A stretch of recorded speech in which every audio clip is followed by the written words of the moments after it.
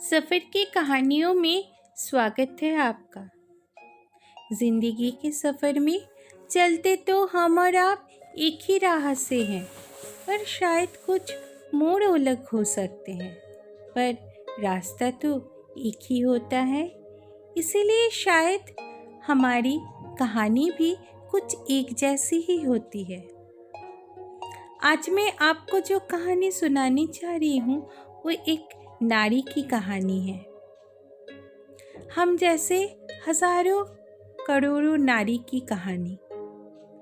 नारी प्रतीक होती है सुंदरता की, ममता की, धैर्य की, सहनशीलता की और शक्ति की भी। नारी एक जननी है, पर उसकी यही धैर्य, यही सहनशीलता उसकी कमज़ोरी नहीं है, वही है उसकी ताकत। चलिए सुनते हैं आज की कहानी बूढ़ी माँ। स्कूल से आके ही शिकायत की झड़ी लगा दी डॉली ने। थक जाती हूँ मैं, साइकिल से आती हूँ, धूप लगती है मुझे। थक नहीं जाती हूँ क्या? अब मेरे सर दुख रहा है। शिकायतों की लिस्ट खत्म होने के पहले ही तेल की बोतल लिए बैठ गई बूढ़ी माँ। मुझे तेल नहीं लगाना, पूरा हेयर स्टाइल खराब कर देते हो। बैठ जा बच्चा, शांत हो जा, तेल लगा दूंगी तो सर दुखना कम हो जाएगा। अच्छा चलो, एक शर्त पे, तुम कहानी सुनाओगे ना मुझे? वो जंगल वाली कहानी, कैसे तुम रोज सुबह जाती थी महुआ चुनने के लिए जंगल में, और वो जंगली जानवर तुम्हारा पीछा किए थे एक बार। कितनी बार सुनोगे? अब तुम बच्ची नहीं हो, बड़ी हो गई हो। एक ही कहानी को कितनी बार सुनोगी? कहानियों के आकर्षण से ही तो बैठती थी डॉली उनके पास।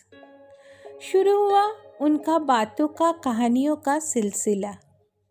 अच्छा मुझे ये बताओ, तुमको सब लोग बूढ़ी माँ क्यों बोलते हैं? तुम कहाँ बूढ़ी हो?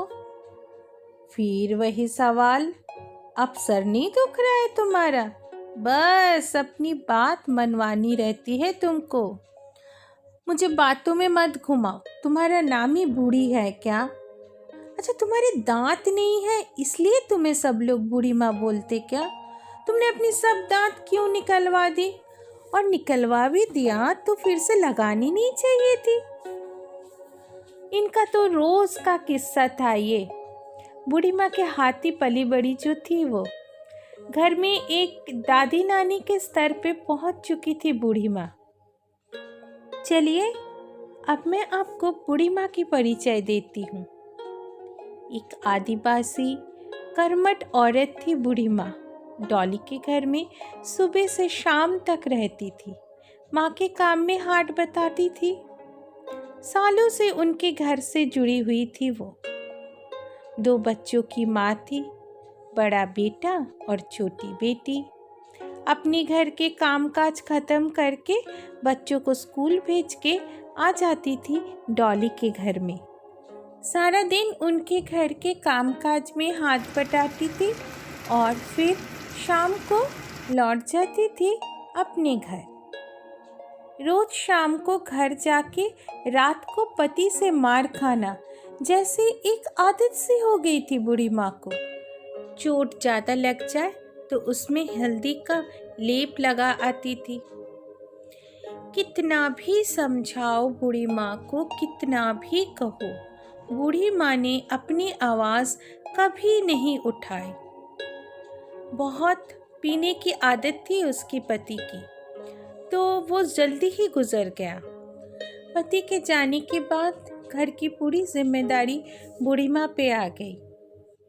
समय के साथ बच्चे धीरे धीरे बड़े होते गए।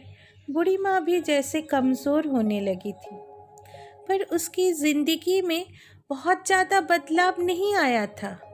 अब उसके पति की जगह उसका बेटे लेने लगा था। रोज रात को पी के आना और फिर वही मारपीट करना। कुछ रोज से बूढ़ी माँ काम पे नहीं आ रही थी। माँ बाबा काफ़ी परेशान थे।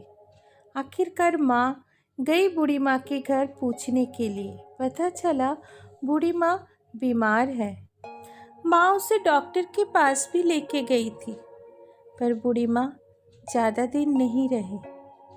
बूढ़ी माँ जाने के बाद डॉली के घर में एक उदासी की माहौल छा गई थी।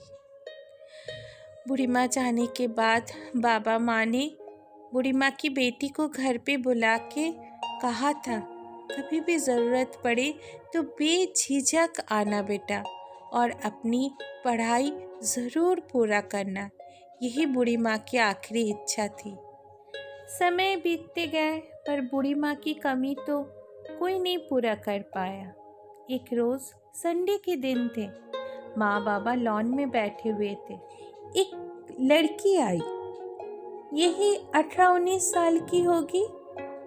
अपने साथ एक टोकनी में कुछ दूध, फल और मिठाई भी लेके आई थी। आके सबसे पहले बाबा माँ को प्रणाम की। पहले तो उसे हम पहचान नहीं पाए, फिर पता चला वो बूढ़ी माँ की लड़की थी। 3-4 सालों में काफ़ी बदलाव आ गया था उसके चेहरे में। उसे गवर्नमेंट जॉब मिल गई थी, इसीलिए मिलने आई थी घर पे।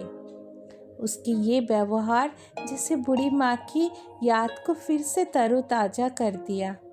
पूछने पे उसने बताई, माँ के गुजर जाने के बाद फिर से जब भाई ने मारपीट शुरू किया, एकदम हिम्मत करके उसने भी एक लाठी उठाई और भाई को खूब मारा और आसपास के लोगों को इकट्ठा कर लिया और निकल दिया भाई को घर से। आंसू पोंछते हुए उसने बताई, बाबा मुझे माँ जैसा नहीं बनना था। मुझे बहुत दुख है बाबा कि मैं माँ को नहीं बचा पाई। बस इतनी सी थी ये कहानी, पर न जाने आज भी कितनी बूढ़ी माँ होंगी इस दुनिया में। उठो, जागो, अपनी आवाज़ उठाओ। हमारी ममता हमारी कमज़ोरी नहीं है, ये साबित करो। जो चीज़ अपनी है उसके लिए आवाज़ भी तो हमें ही उठाना है। आज नहीं तो कभी नहीं, सोचिएगा ज़रूर। आज के लिए इतना ही। बहुत जल्दी मिलते हैं और एक नई कहानी और एक नई सोच के साथ। अपना ध्यान रखिए, खुश रहिए और चैनल को लाइक और शेयर ज़रूर कीजिए। अगर आप पहली बार इस चैनल में आए हैं तो चैनल को सब्सक्राइब करना मत भूलिए। बहुत बहुत धन्यवाद।